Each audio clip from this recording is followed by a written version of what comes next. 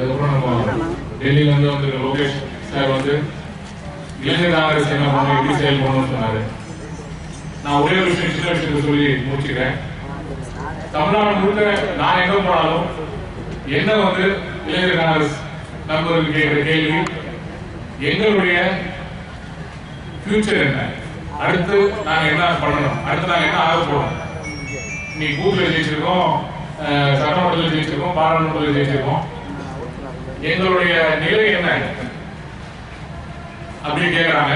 அதுக்கு எடுத்துக்காட்டு இங்க உட்கார்ந்துருக்கவங்க தான் அருமை நண்பர் லோகேஷ் நாயக் அவர்கள்.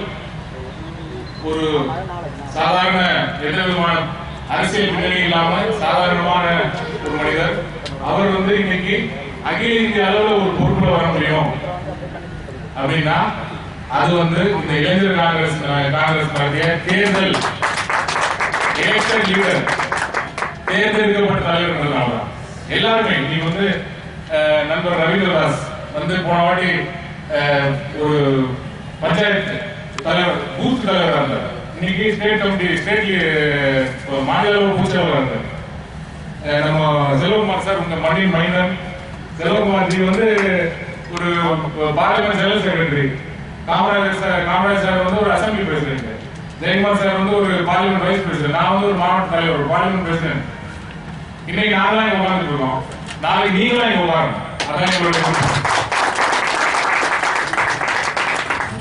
அதனால என்ன எங்களுடைய ஃபியூச்சர் என்ன, எங்களுக்கு என்ன நடக்கும்ன்ற விஷயத்தை கவலை எடுத்துருங்க.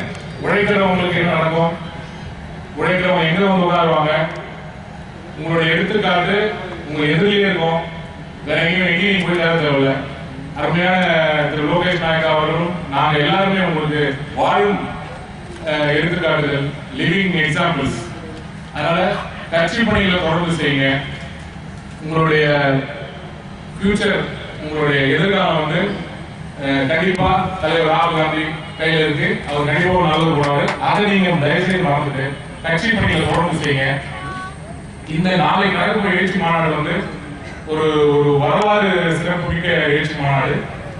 எனக்கு என்னுடைய ஞாபகத்துக்கு தமிழ்நாட்டில் முதல் தடவை ஒரு சட்டமன்ற அளவுல ஒரு எழுச்சி மாநாடு நடக்குதுன்னு சொன்னா தமிழ்நாட்டில் அதுதான் முதல் தடவை.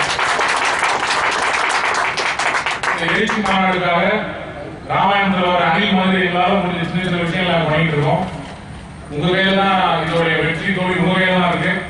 நீங்க தான் வந்து இதை வந்து எடுத்து சிறப்பா செஞ்சு இதை வந்து ஒரு மிகப்பெரிய ஒரு யாருமே எதிர்பார்க்காத அளவுக்கு ஒரு பெரிய வெற்றியா ஆகணும். அதற்கு என்னுடைய வாழ்த்துக்கள். மீண்டும் ஒரு முறை என்னை அழைத்து இந்த நிகழ்ச்சிக்கு சிறப்பித்தமைக்கு நன்றி, வணக்கம்.